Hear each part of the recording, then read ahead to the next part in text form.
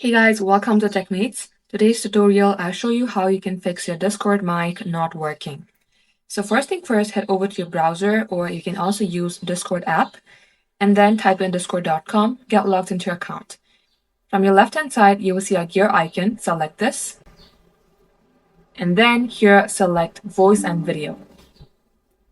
Under voice and video, you will be able to see a thing like this popping up.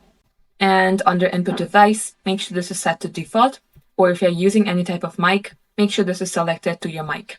Same for your output device. And once done, under input profile, select voice isolation. Lastly, make sure under advanced, switch voice channel warning is checked.